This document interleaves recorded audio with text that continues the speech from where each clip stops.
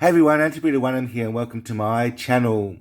I thought I'd do a video without notes, so forgive me if I'm stumbling and fumbling, on why I think AI will benefit us immensely. So this is a very unpopular opinion because the trend in social media circles with us humans is to believe that AI will cause havoc and will run out of control.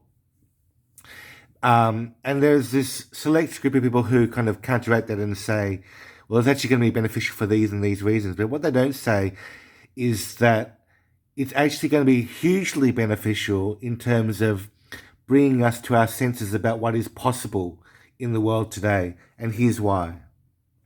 I believe that AI will severely challenge us and our sense of reality. And that's a good thing, not a bad thing. It will show us what is possible. People are still appealing to nature in 2023. People are still saying things like nature is the best, nature is good, this is that. My perception of nature is very ambivalent. That is, I believe it's very good and very bad. And AI is similar in the sense that I also believe that it's very good and very bad in certain ways. But we must say that in general, in my own life in particular, social media has been a huge boon to me because it's brought me out of my loneliness. It's allowed me to develop my oratorical skills, to socialize with people. Even in the virtual way, I've made so many decent friends and solid relationships. And I am definitely a huge fan of long distance relationships. So, single, polyamorous, that sort of thing. I'm really into the idea of having great pen pals and email pen pals and whatnot, because I think they do my life a great amount of richness. Not that I have all of those things already, but I think anticipating that is a really, really good thing for me. So it is with social media in, social justice movements. The vegan movement is one that I can think of. And there are a number of other scattered movements which I believe are probably far less important. The antinatalist movement is also very important in regards to social media and how it's used social media to propagate itself. And the lesser ones include LGBTI and so on, which I believe are important for animal rights reasons, but not important for, espousing diverse sexualities and so on. I don't have a very sexual life and that doesn't affect me very much. So why should it affect other people, But social media has been a real good platform and kind of like a boat for social justice movements, including the vegan movement, and especially the vegan movement, because it was social media. I think YouTube in 2018 and thereabouts was the catalyst for me becoming vegan. So it's worked for me and it will work for many millions of other people around the world. I think primarily the reason for that is because social media is a form of communication. AI is also a form of communication, but it's a form of communication that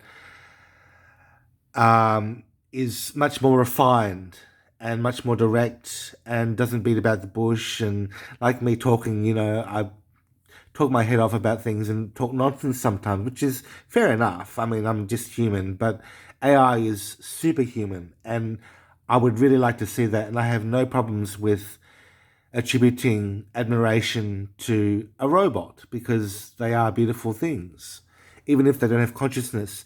So I think that our sense of reality needs to be somewhat adjusted and adapted to admiring robots for what they are. But at the same time, all this fear that's ingrained in us about why AI could be harmful is worth considering, but not worth being overly concerned about. So I think we should put everything into an ambivalent perspective.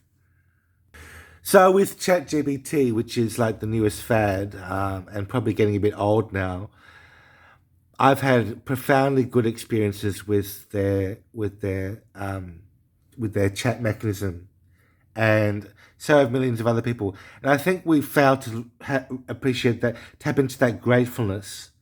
There are lots of people who are being skeptical and cynical about it, but we are failing to acknowledge our gratefulness for these tools, and that worries me more than the opposite. It's okay to be grateful to a robot. It's okay to be grateful to a sex bot or something that's beautiful, even though it doesn't have feelings. Um, as long as we also acknowledge that those things that do have feelings, such as farmed animals, quantified animals, our companion animals, are things that really do have feelings, and we can. Our human brain is not so stupid that we can forget that these things, this dichotomy exists. So yeah, to be honest with you, in 2023, I am really looking forward to the future. At least in technological terms, my health won't be very good in 2033, but or 2043. But in technological terms, I think technology may have compensated for that significantly. There may be better forms of health treatment in the future, and AI will have advanced to such a stage where it'll be very exciting to see what it can do for humankind and how supportive it can be of humankind. So, whilst I made a video on why I believe so many child prodigies are getting it wrong, I think that they should qualify why they believe AI will be a good thing with reason and uh, and look at the counter arguments as well, rather than just blankly saying, "Oh, AI is going to be good in the future." It's not just going to be good. There are going to be some bad things about it and some good things about it, and our ambivalence towards AI is the thing that will make us strong in regards to dealing with the future of technology. So, in conclusion, folks, let me know what you think AI will bring to the next 10, 15, 20 years.